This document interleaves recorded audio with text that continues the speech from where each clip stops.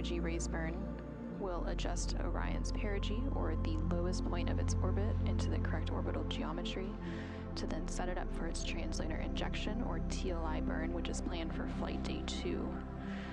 After the perigee raise burn, or PRB burn, is completed, in about 23 minutes from now, the crew on board the Orion spacecraft will perform a brief checkout of their emergency communications on the Deep Space Network once they are at the most distant point of their high Earth orbit, which is necessary before that TLI burn.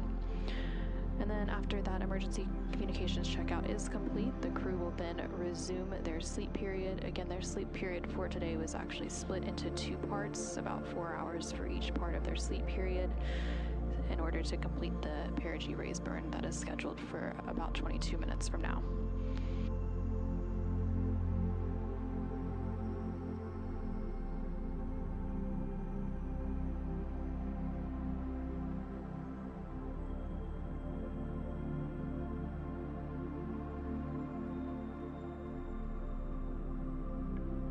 Houston, integrity for burn pad and plan deltas. Go ahead, Christina. Hey, Mike, 2 small items. The trim limit on the burn pad is 0.2. On the plan, we see 0.1. And second item, our burn pad has a predicted EI time. Can you verify we can ignore that for now?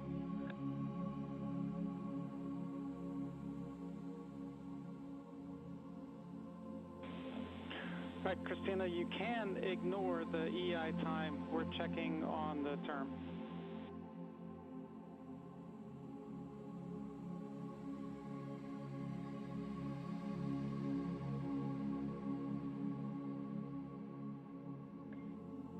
Okay, good readback. And with that, our next check with you is for your go, no-go confirmation.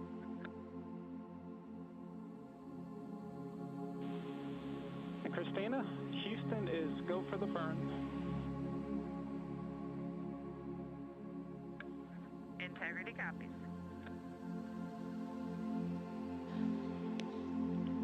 All right, Christina, and you are correct. Trim limit is 0.1.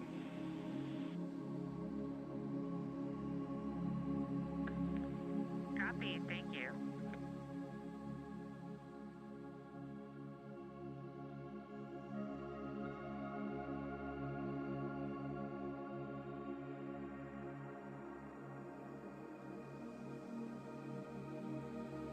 This is Mission Control Houston, and we do have confirmation that the team here in the Artemis Flight Control team, or in the Artemis Flight Control room, are go for the perigee raise burn. That burn expected to take place in about 20 minutes from now. There was some additional discussion between the Capcom, or capsule communicator, here in Mission Control and NASA astronaut Christina Cook, currently on board the Orion spacecraft. They were talking about some of the data that is in the burn pad. Again, that is a plan that is uplinked to the crew ahead of any burn to ensure that the crew and the team here on the ground are on the same page about the specifics of that burn. Currently on your screen, you're seeing a look at the Artemis real-time orbit website, or AROW, A-R-O-W. That website is available to the public on nasa.gov throughout the duration of the mission, and we provide those live views here on our continuous coverage feed when we don't have live camera views from the Orion spacecraft itself. But this view provides the live data and telemetry coming from the Orion spacecraft. So currently the Orion spacecraft is about 43,000 miles from Earth, and then it has about 223,000 miles to go until it gets to the moon. Again, this comes following a liftoff yesterday at 5:35 p.m. Central Time, 6:35 p.m. Eastern Time. The Orion spacecraft lifted off atop that SLS, or Space Launch System rocket, from NASA's Kennedy Space Center in Florida. Since that liftoff, about 13 hours and 14 minutes ago, the crew has completed a proximity operations or proxops demonstration after the ice. Wielkanoc z RTV EURAGD. I jak? O, wszyscy zadowoleni? Jeszcze jak. Proszę zobaczyć. W nowym piekarniku pieczeń będzie... Palce lizać. Ekspres robi furorę. I pyszne kafelaty. A z nową zmywarką mycie to... Czysta przyjemność. Super. To po świętach zapraszamy po nowe okazje. No raczej. Jak? Wszyscy zadowoleni? Jeszcze jak. A dodatkowo 2 raty gratis tylko w sklepach stacjonarnych. RTV EURAGD. Sprzęty na każdą...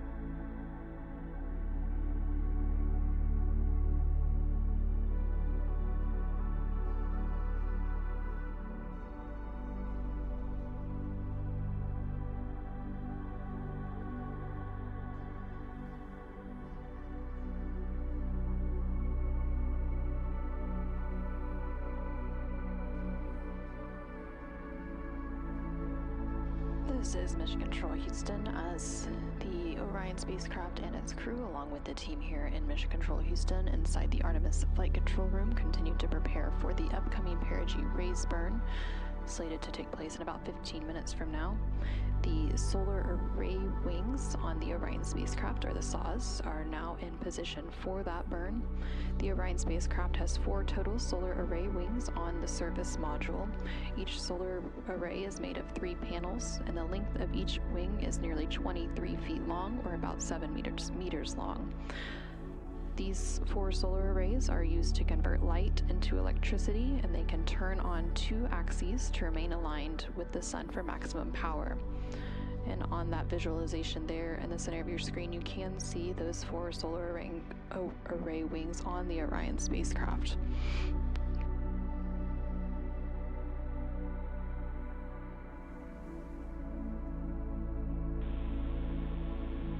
Integrity Houston, the solar arrays are in position for the burn.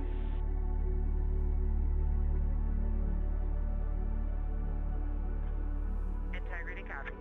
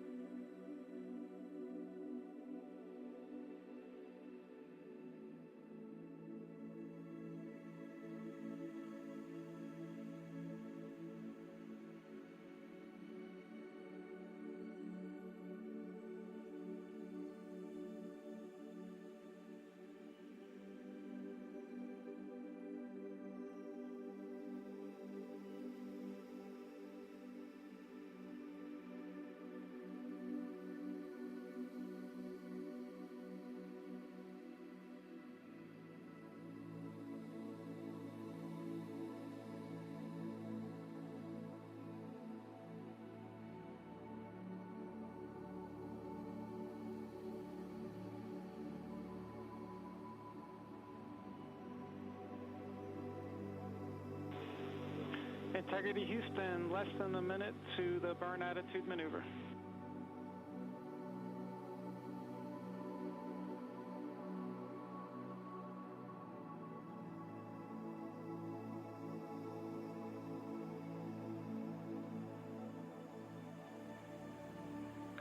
Okay, we copy that. And good morning, Jeremy, and also the tank pressures are good for the burn.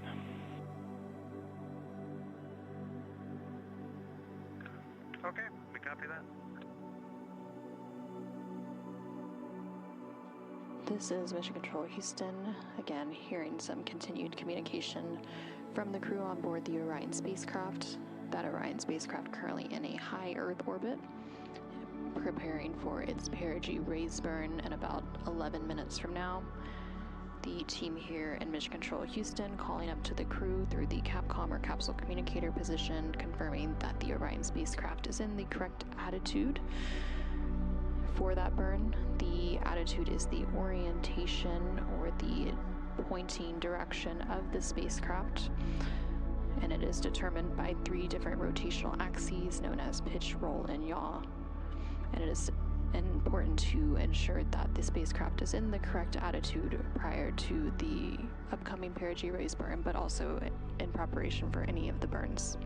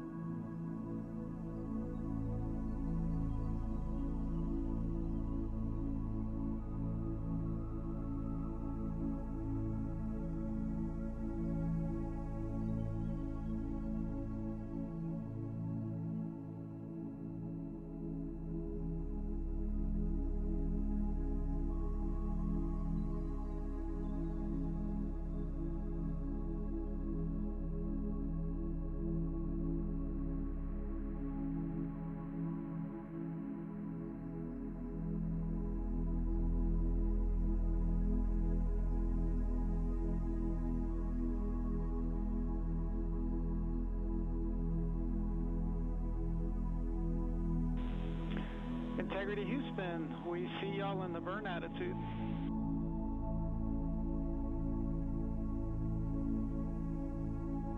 And we see the same.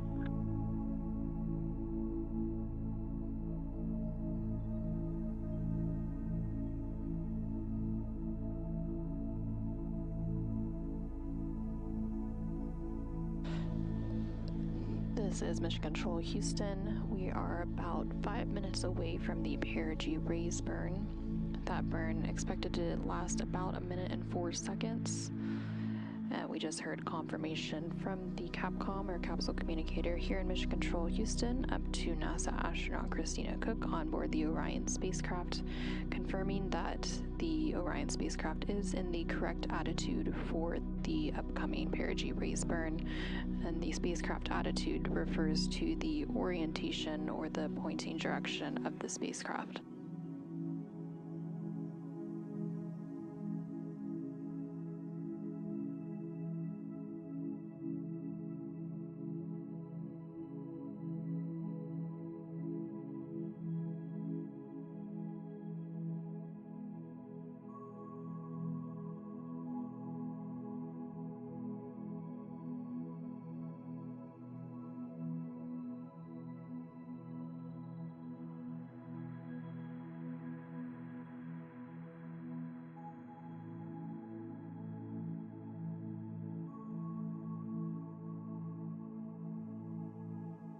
Zapką blik z zakupów mistrz.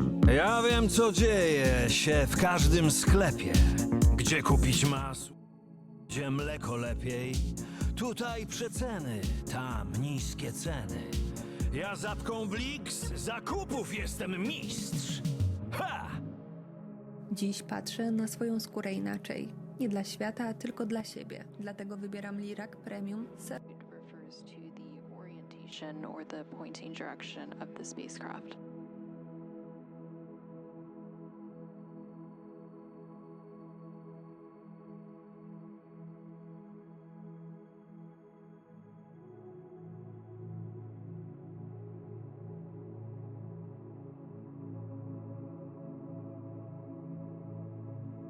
It refers to the orientation or the pointing direction of the spacecraft.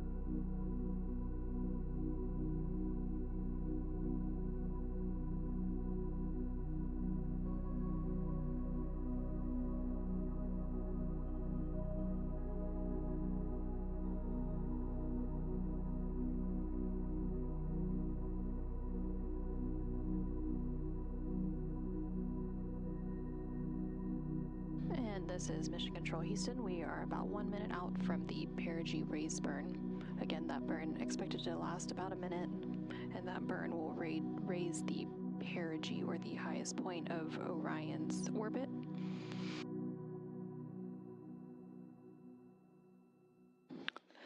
Apologies. The burn will adjust Orion's perigee, or the lowest point of its orbit, into the correct orbital geometry to set it up for its translator injection, or TLI burn. Again, that TLI burn is planned for flight day 2.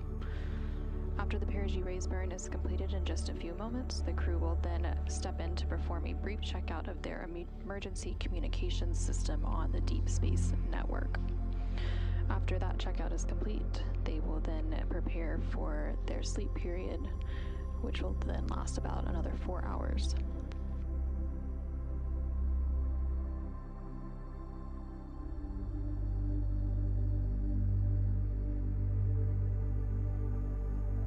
And that perigee raise burn is now underway.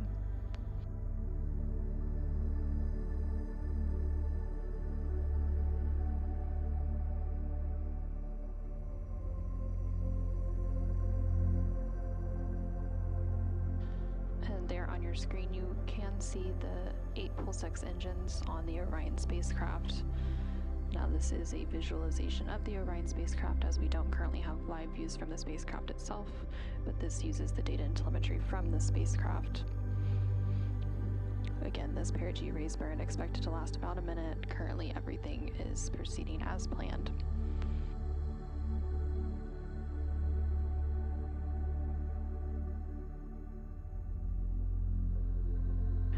We do have confirmation that that burn is complete. It was a good burn. We're tracking a good burn.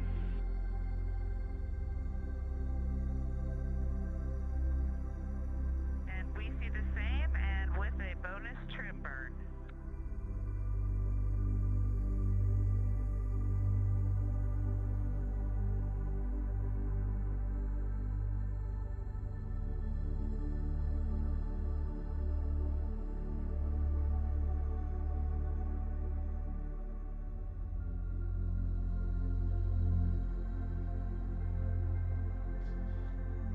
And you just heard confirmation from NASA astronaut Christina Cook and the Capcom, or capsule communicator, here on the ground in Mission Control Houston, that we did have a good perigee raise burn.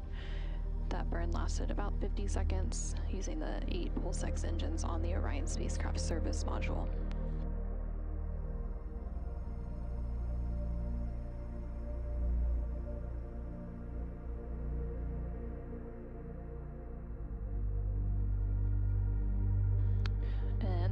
Screen, you are seeing a live view of the Orion spacecraft from one of its solar array wing cameras, and you can also see another one of the solar array wings on the bottom right hand of your screen from the Orion spacecraft.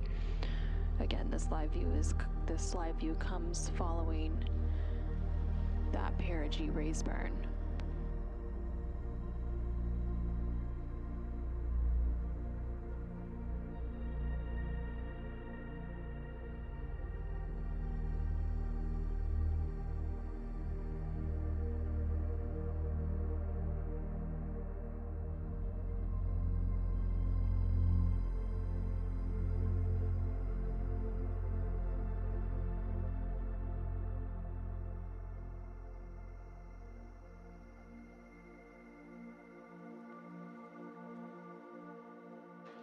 And there in the distance, now just going off of the screen, we did see a distant view of the moon following that perigee raise burn coming from that solar array wing camera. Again, the Orion spacecraft is currently about 220,000.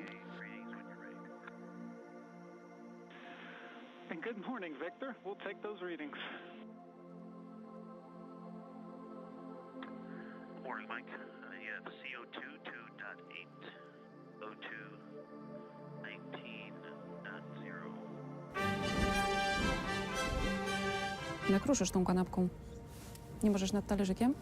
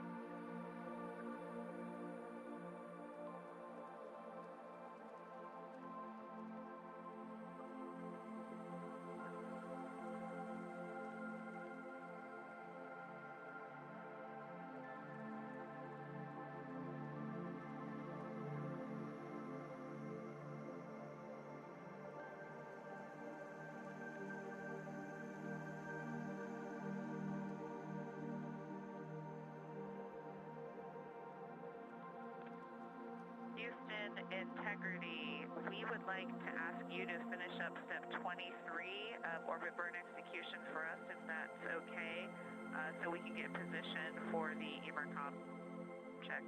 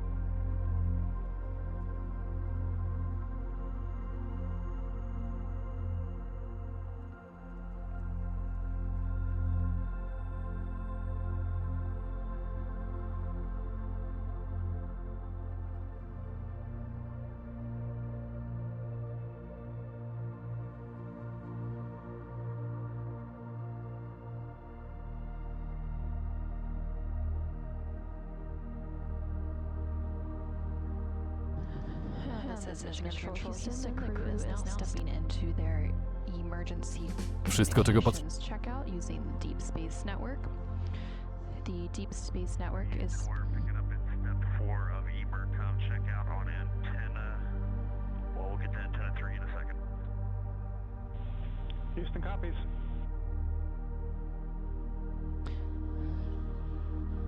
Again, this is Mission Control Houston. That communication there between NASA astronaut Reed Wiseman and the Capcom or capsule communicator here in Mission Control Houston, discussing the emergency communications checkout that is currently taking place. Again, that emergency communications checkout is being done connected to the Deep Space Network. The Deep Space Network is NASA's international array of giant radio antennas that support interplanetary spacecraft missions, plus a few that orbit Earth. And this Deep Space Network also provides radar and radio astronomy observations that improve our understanding of the solar system and the larger universe.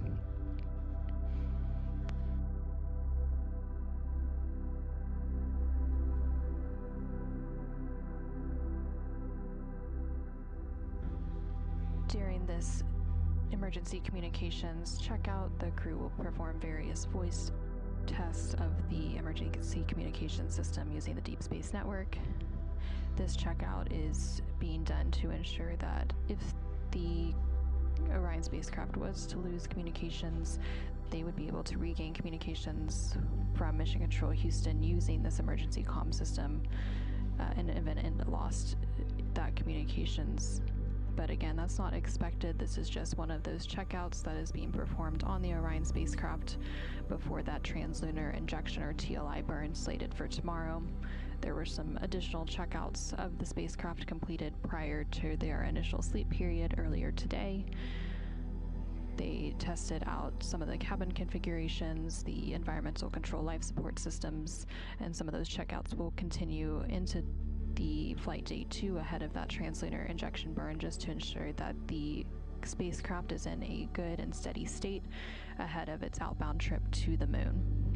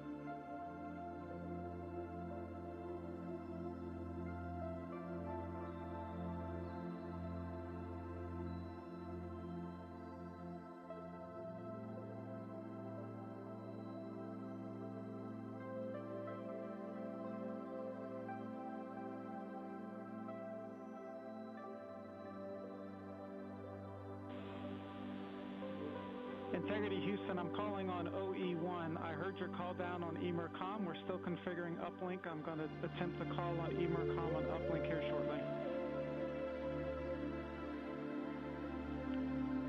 Okay, we're in instruction 26. Do you want us to hold here and leave emercom on? Do not execute 26.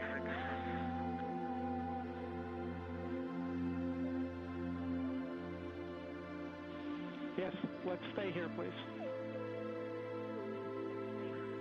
Hey, Mike, we have you loud and clear on emercom as well.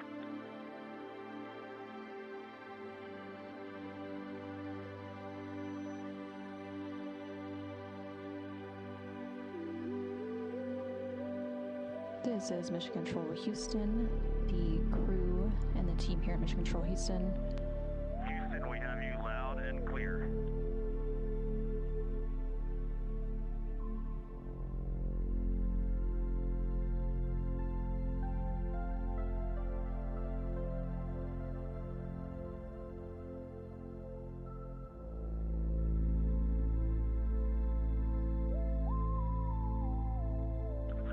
Okay, copy that.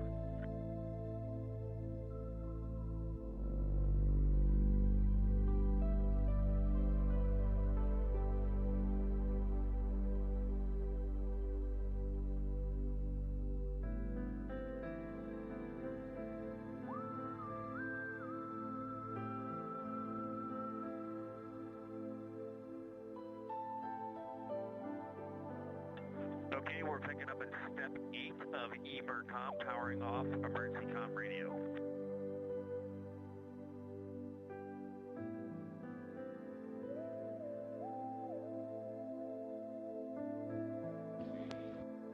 This is Mission Control Houston, the crew here on the ground, along with the Artemis II crew on board the Orion spacecraft, just completed their emercom or emergency communications checkout using the Deep Space Network, and that checkout was successful on both ends. Again, this is just part of a series of checkouts of various different systems on board the Orion spacecraft ahead of the translunar injection burn. That TLI burn is slated to take place in about 12 hours from now, and that burn will send Orion and its crew outbound toward the moon and back. Now that the emergency communications checkout is complete, the crew will deconfigure that setup, and then they will step into their pre-sleep period before going to sleep for about 4 more hours. Again, their sleep period today was split into 2 4-hour blocks due to the perigee raise burn. Reed, we have you loud and clear on 1. How many?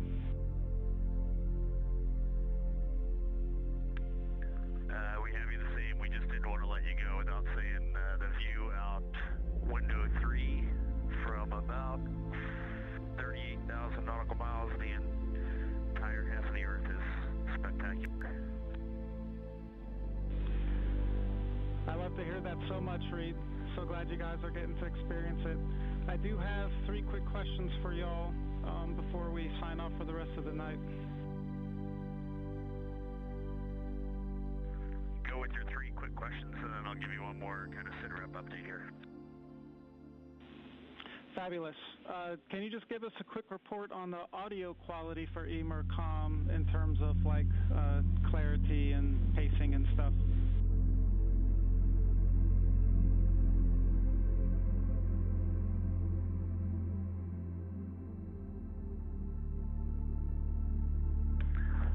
It was crystal clear, maybe a little lower volume, but that might have been my fault because I didn't have the volume all the way up on the F7 emercom panel, but it was outstanding. All right, excellent. Great to hear, Reed. And then my other question is about the cabin temperature. We did raise the shell heaters. It looks like it's gone up a couple of degrees in there. Hopefully that's a little better. The question is, was the coldness more just from the cold air directly coming from the vents, or would you say it was just a general cabin temperature?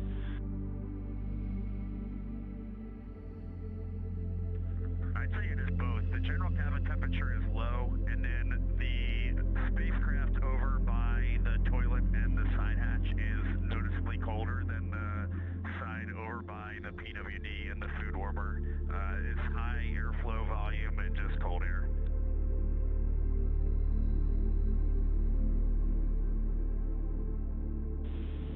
Reed. Thanks for the report. And my last one is actually more of a comment than a question. I know we were having a little trouble with the handheld mics and y'all's volume coming down to us. Just wanted to be clear how the mic is set up. It sort of has a front and a back. They look the same, but the microphone side, just under the top of the mic, will have a little black raised nub that you can feel and maybe particularly see. That is the microphone side of the mic. You flip it over 180, it looks the same, but that is the noise canceling side of the mic. So just ensure that you're talking into that side for that.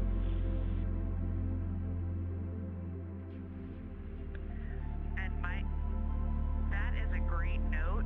We've adjusted by how we hold the mic. I do confirm we are speaking into the mic side. And how has the volume been on this operation? Just by how we hold the mic, I do confirm we are speaking into the mic side. And how has the volume been on this operation? Great. Ever since y'all have been awake for this PRB ops, it's been loud and clear. We have no concerns.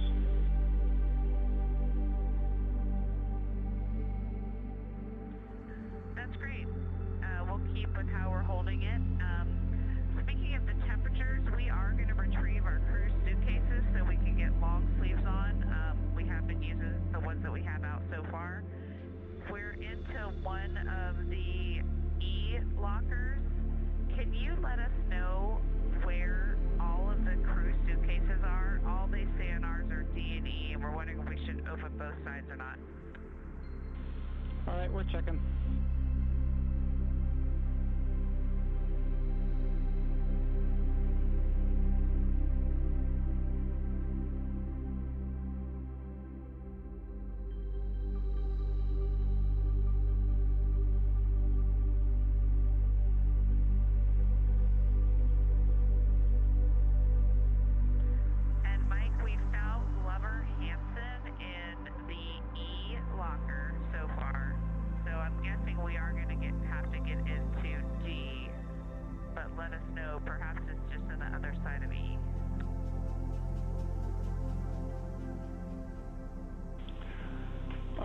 And yes, got confirmation down here. We do expect you to go into locker D Delta to get the other suitcases.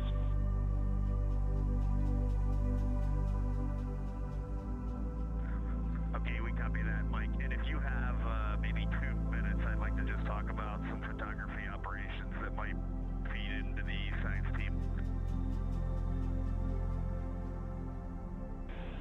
We do have those 2 minutes, Reed. Let's go.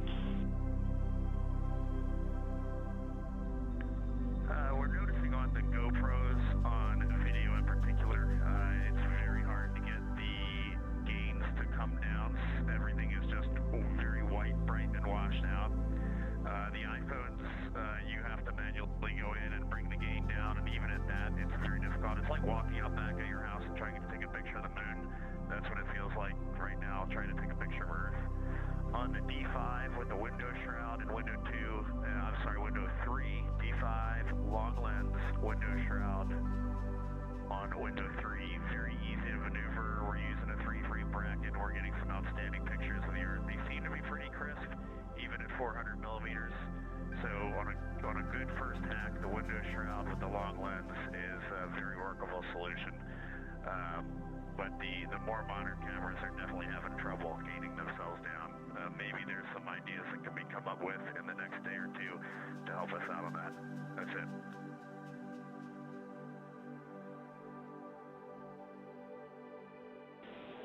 All right, Reed, we copy all. Appreciate the input there. We'll go take a look at it and see if we can come up with something for you. In addition, we are going to go ahead and lower the cabin fan speed by another 1,000 RPMs, and hopefully this helps with it, and we can reassess in the next morning.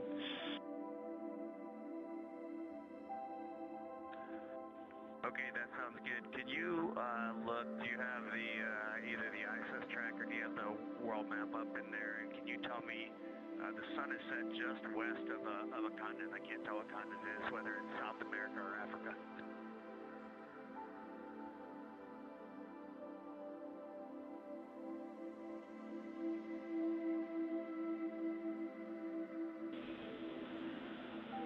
So Reed, we're expecting that sunset that you're seeing right now should be right on the Indian continent in India.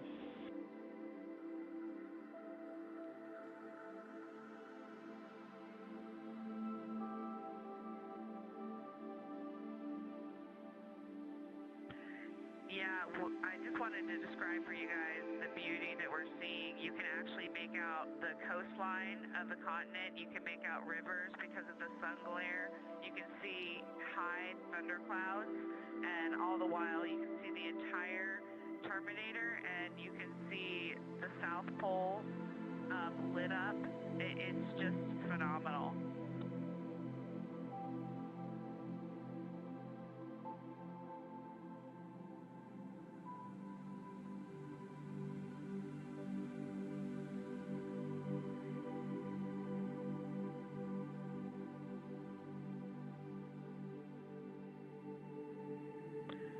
And even from this far, you can make out a slight pink hue along the Terminator. It is just absolutely phenomenal. You guys look great. All right, thanks, Christina. Glad it's looking great for you.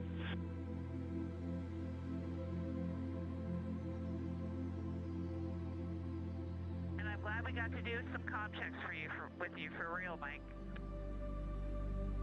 I know, I wouldn't miss it for anything else in this mission, so I made sure, Dr. Love here, I got this emercom shift just for this.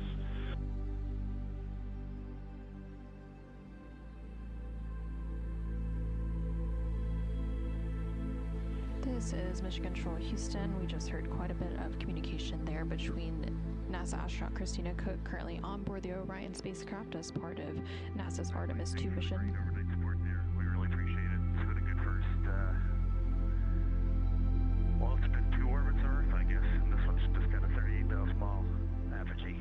We're going to pick up at 26-100 pre-sleep checklist, and then we're going to dim the cabin down and get some rest. Thanks for your support. Yes, great PRB day, excellent flight day 1, y'all. Get some good rest, and we'll be in touch in a couple hours. All right, sounds good. Cheers.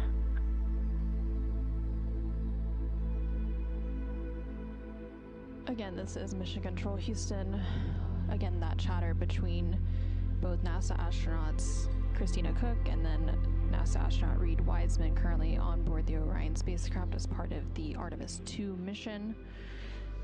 The Orion spacecraft recently completed a perigee raise burn, and then they completed an emergency communications checkout, and now they are preparing to go back to sleep for a few hours before they prepare to enter Flight Day 2. But during some of that communication, they were talking about the cabin temperature inside the Orion spacecraft, requesting that the temperature be increased if possible. And then they were also discussing some of the views that they are seeing from the windows of the Orion spacecraft, particularly looking back on Earth. It sounds like the view from the Orion spacecraft, about 43,000 miles away from Earth, is quite spectacular, in the words of NASA astronaut Christina Cook. In regard to the cabin temperature, that is being worked by the EECOM position here in Mission Control Houston. That stands for Emergency Environmental and Consumables Manager, and they are responsible for the internal thermal control systems, air and water supply, and purification system, and they also manage emergency response. The equivalent of this flight control position in the International Space Station Flight Control Room is known as Ethos. Again, on your screen you are seeing views from the Artemis Real-Time Orbital website, or AROW. These views are provided when we do not have live views from the Orion spacecraft cameras itself, but it uses the data and telemetry. Go ahead.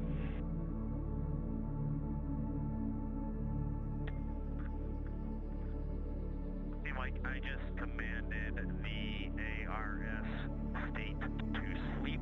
I just want to let you know, in case you guys are doing some manual commanding on those fan speeds, I might have just overridden you with that.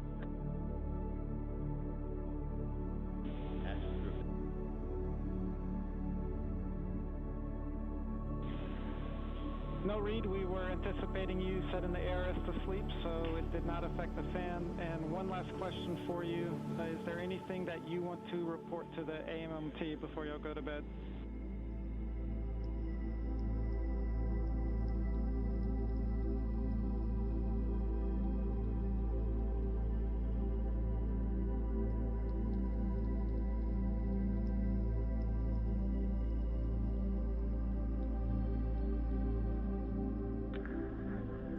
On the technical side, Mike, I'm sure you all are covering it down there. We are getting a lot of SM prop system cautions.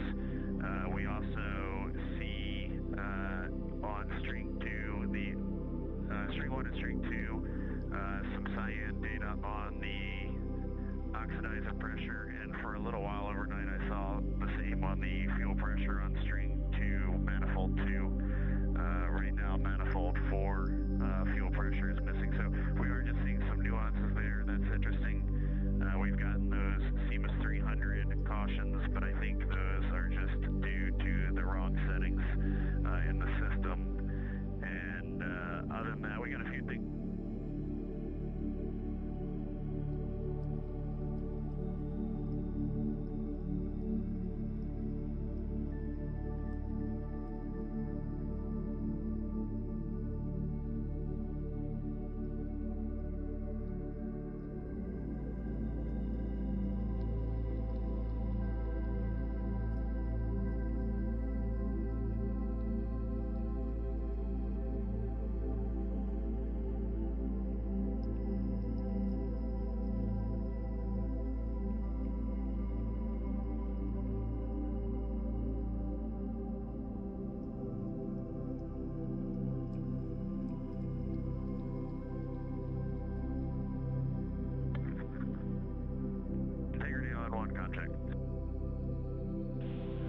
Reed, got you loud and clear. Sorry about that. We're just going through data rate change.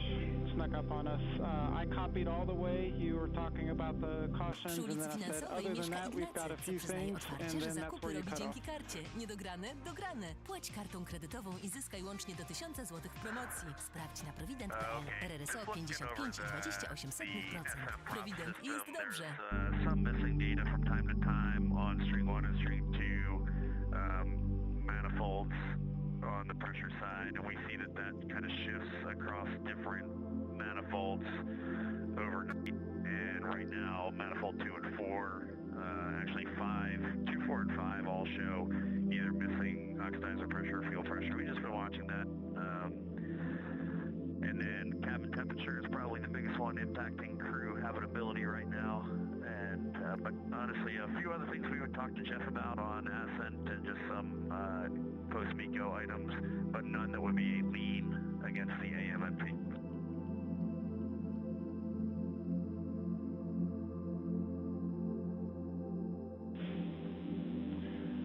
All right, copy all, Reed.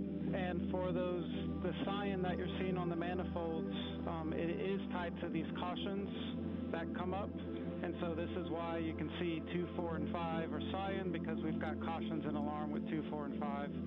The data changes a bit when the cautions come in. So we're working on that to get that changed.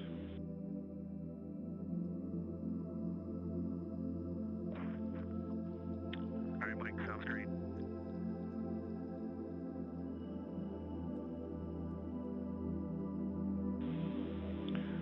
All right, Reed, that's all we have. Y'all have a great night.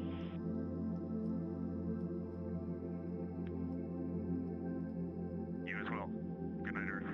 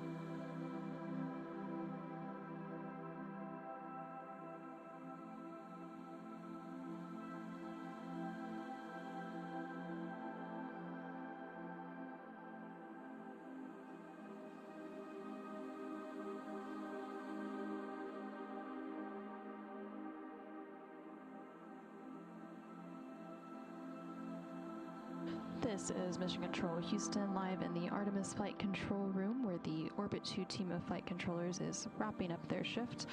Their oncoming counterparts for the Orbit 3 team of flight controllers recently joined them on console to complete a brief handover period before that Orbit 3 team takes charge for the next several hours.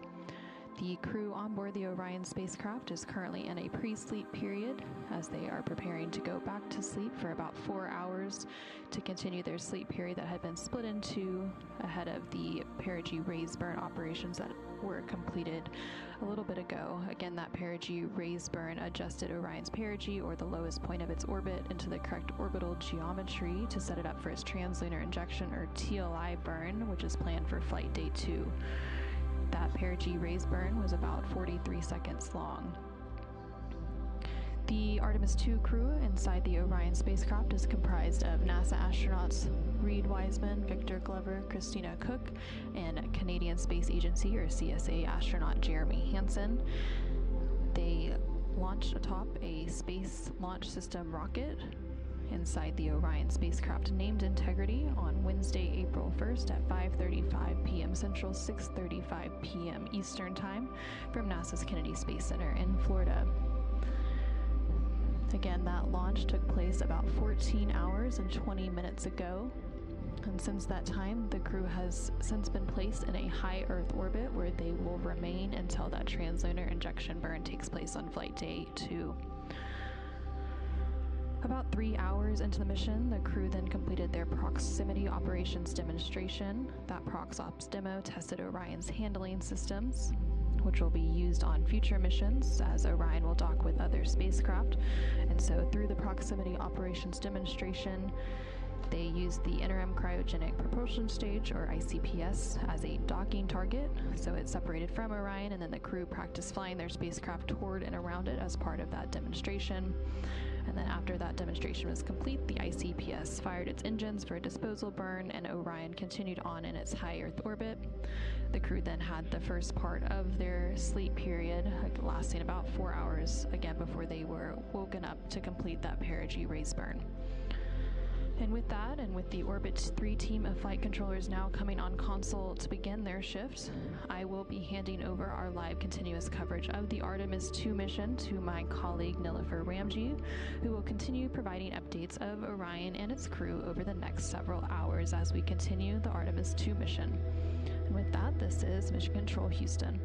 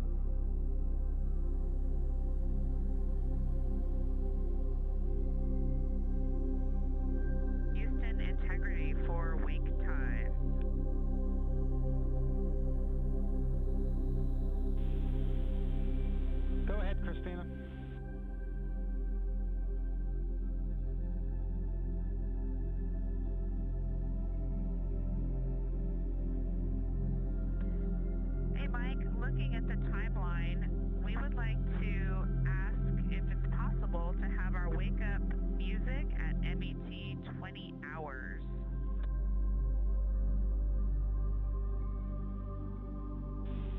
We will make that happen at MET 20 hours. What a guy. Thank you, and good night. Good night to y'all as well.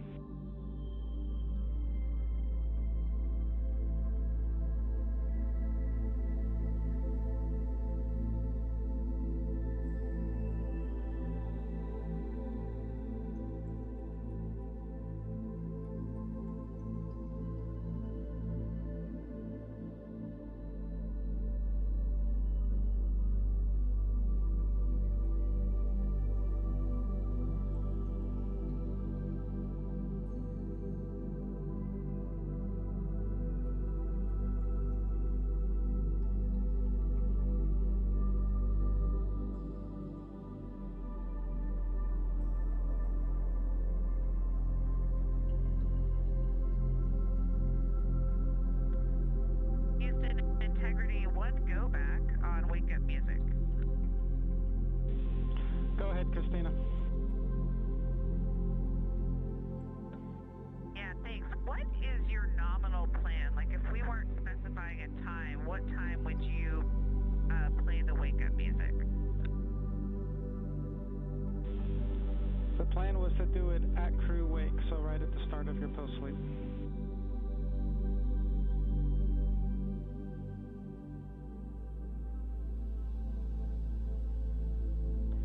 Okay, great.